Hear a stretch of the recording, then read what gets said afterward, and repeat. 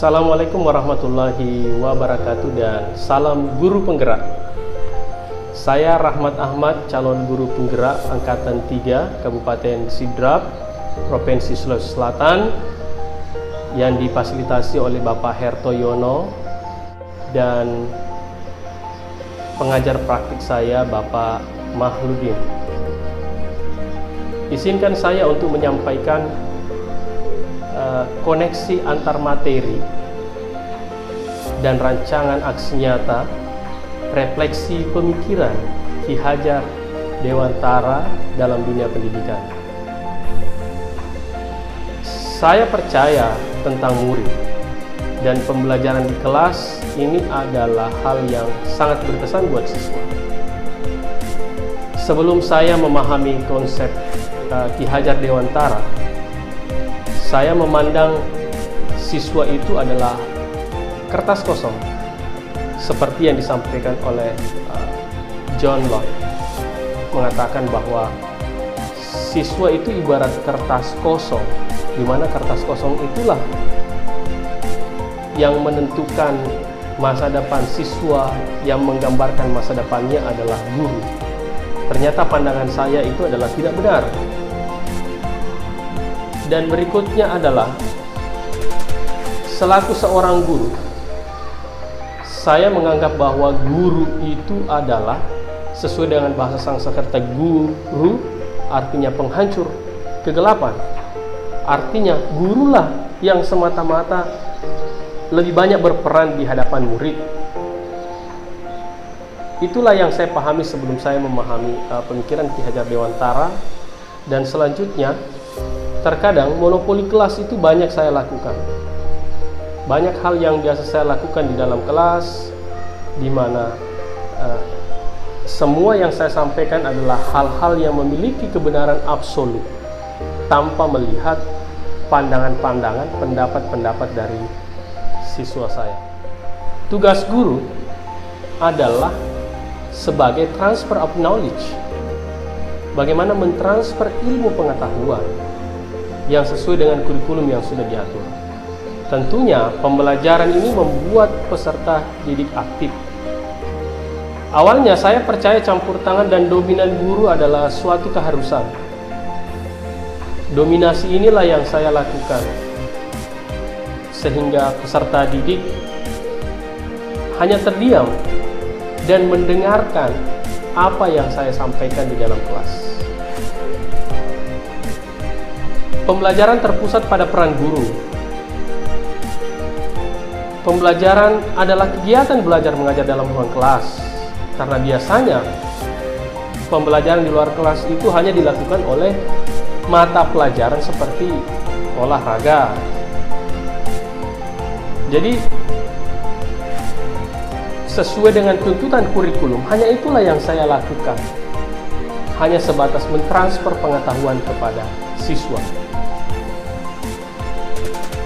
Pernah saya melihat film ini menceritakan seekor kera yang dimasukkan ke dalam lab, dan akhirnya dikurung dalam lab, diambil sebagai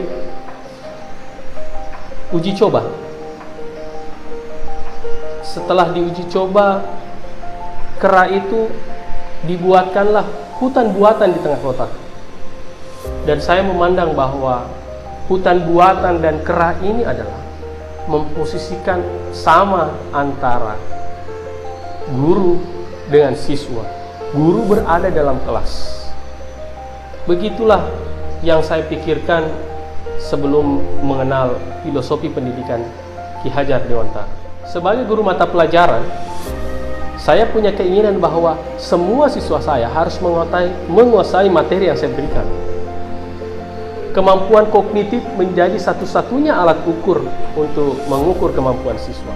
Peserta didik merasa jenuh, merasa tidak tertarik dengan materi apa yang diberikan oleh sosok guru. Kita melihat di situ bahwa paksaan untuk belajar, paksaan untuk menguasai materi, sehingga peserta didik ini kehilangan rasa cerianya, rasa senangnya, rasa gembiranya. Dan kita tidak melihat bahwa pendidikan ini membebaskan, pendidikan ini memerdekakan, sehingga kelesuan dan motivasi untuk belajar hampir hilang dalam kelas. Apa yang berubah dari pemikiran atau perilaku saya setelah mempelajari modul ini? Yang mengubah diri saya ada dua hal. Yang pertama adalah pengetahuan teori saya tentang filosofi Ki Hajar Dewantara, dan yang kedua adalah pengalaman praktek yang berhasil, yang mampu menebarkan benih-benih ini, menebarkan pengetahuan ini kepada peserta didik. Setelah mempelajari filosofi Ki Hajar Dewantara, saya tidak lagi melihat siswa ini seperti kera yang dibatasi oleh rekayasa hutan dalam kota. Tapi saya memandang bahwa siswa ini adalah siswa yang memiliki kodratnya sendiri. Siswa tidak lagi menjadi kertas kosong seperti yang disampaikan oleh John Locke, bahwa siswa itu adalah kertas kosong. Tapi siswa ini adalah siswa yang memiliki kodratnya sendiri, yang menentukan masa depannya, yang menentukan keberhasilannya. Apa perannya guru? Apa perannya tenaga pendidik di sini? Perannya guru di sini adalah sebagai menuntun dan merawat anak sesuai dengan kodratnya. Pendidikan bukanlah sekedar transfer of knowledge, tapi pendidikan di sini adalah sebuah proses yang membebaskan, yang memerdekakan. Nah, kita menginginkan bahwa anak-anak kita bisa mencari referensi di mana saja dia dapat mencari impresi, browsing di internet, diberikan kebebasan untuk berpendapat. Tapi ingat, konsep kita adalah bukan konsep pendidikan membebaskan secara liberal seperti Maria Montessori di Italia. Kebebasan maksud dari Ki Hajar Dewantara di sini adalah bahwa anak-anak diberi kebebasan menentukan kodratnya sendiri dengan tuntunan daripada batasan-batasan kondisi alamnya, batasan kondisi kebudayaannya. Tetap guru hadir di sampingnya, tetap guru berada di belakangnya, tetap guru berada di depannya, memberi contoh dan memberikan bimbingan dan mempertajam pengetahuan sang anak untuk meraih cita-cita yang ingin dicapainya. Pengetahuan kognitif, pengetahuan non-kognitif ini sama-sama halnya. Mereka bersaudara, tidak mesti memiliki sifat yang sama, tapi punya kelebihan-kelebihan yang berbeda. Guru memang baiknya memberikan kebebasan dan keluasan kepada peserta didik. Jadi, guru dengan ikhlas, dengan sepenuh hati, seperti kata Ki Hajar Dewantara, asah, asih, asuh. Bagaimana mengasah semangat kita, bagaimana kita saling mengasihi, menumbuhkan rasa kemanusiaan antara sesama, saling kepedulian, dan asuh, bagaimana kita saling merawat. Asah, asih, asuh inilah yang menjadi semangat kita dalam konsep pendidikan Among yang dilakukan oleh Ki Hajar Dewantara, menjadikan sebagai pembimbing. Nah, apa yang kita inginkan pertama kali dari seorang guru adalah adanya keikhlasan.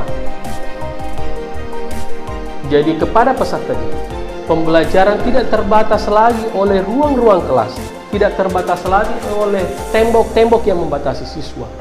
Tapi mari kita mengajak siswa tidak monoton saja belajar dalam kelas. Kita bawa keluar untuk melihat kondisi fakta di lapangan, melihat persoalan masyarakat, menyelesaikan persoalan.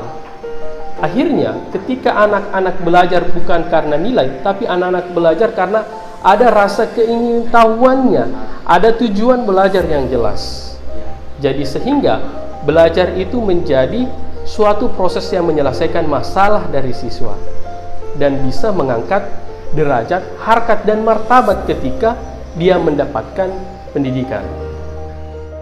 Kata kuncinya adalah bahwa pembelajaran tidak lagi berpusat kepada guru, tapi pembelajaran berpusat kepada peserta didik. Peserta didik mengekspor apa yang dia ketahui.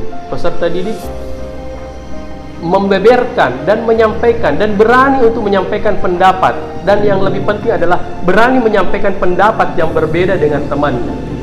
Perbedaan pendapat inilah bebas dalam berdiskusi dan menyatu dalam suatu kesepakatan, teori, dan pembelajaran yang benar berdasarkan pendapat-pendapat dari peserta didik.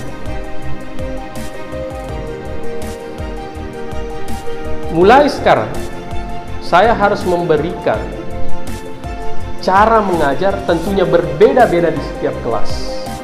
Ketika saya mengajar di kelas yang memiliki pengetahuan dan kecepatan berpikir lebih cepat, maka saya harus mengambil pelajaran yang sesuai dengan apa yang sudah didapat oleh siswa.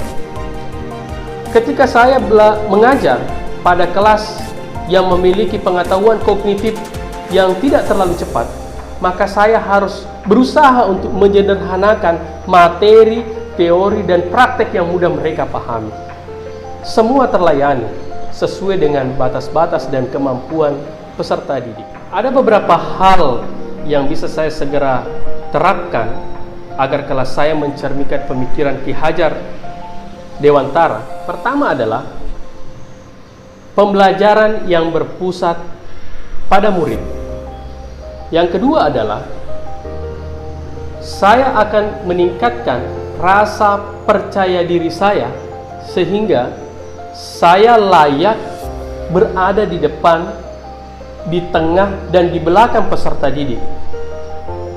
Sehingga murid-murid saya ini adalah dia memandang saya adalah sebagai teman di kelas, teman belajar, tempat bertanya, dan tempat menuntun mereka untuk berprestasi. Yang ketiga yang saya lakukan adalah bukan hanya kelas yang menjadi tempat mereka belajar. Saya akan membawa mereka ke lingkungan-lingkungan yang kondusif untuk belajar. Misalnya kita bawa ke hutan sekolah, kita bawa ke panggung-panggung public speaking misalnya. Bahkan kita bawa mereka ke tempat-tempat alami atau tempat-tempat rekreasi sehingga mereka bisa secara semangat dan senang dalam belajar. Yang selanjutnya adalah cara menyelesaikan persoalan siswa dalam kelas dalam belajar. Saya akan memberikan kepada siswa dan tidak membatasi ide, gagasan, dan kreativitas mereka. Ketika mereka punya tugas, ya bisa dilakukan dengan lagu, dengan puisi, dengan narasi, ataukah lewat presentasi-presentasi yang menarik. Intinya kita kembalikan kepada minat dan bakat siswa. Selanjutnya adalah bagaimana membangun karakter peserta didik lewat filosofi Ki Hajar Dewantara adalah budi pekerti, di mana budi pekerti kita berbicara tentang cipta, rasa, karsa, dan karya. Sehingga dengan hadirnya budi pekerti maka akan melahirkan profil pelajar Pancasila.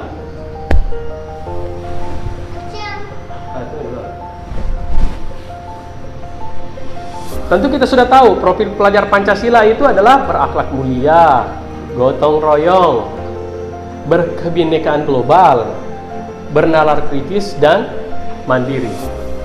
Selanjutnya yang saya lakukan adalah bagaimana membimbing dan mendampingi anak dengan penuh keikhlasan dan kasih sayang.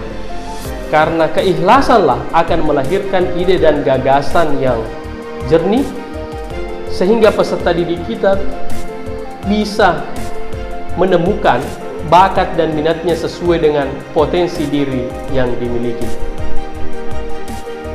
Terima kasih atas kesempatannya.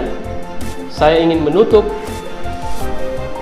video saya ini dengan semangat lokal dari Nenek Malomo, di mana kita ketahui bersama bahwa Nenek Malomo ini adalah falsafah dan orang merdeka yang dihormati dan karismatik di bumi Nenek Malomo Kabupaten Sidrap, yang lahir tahun 1500-an.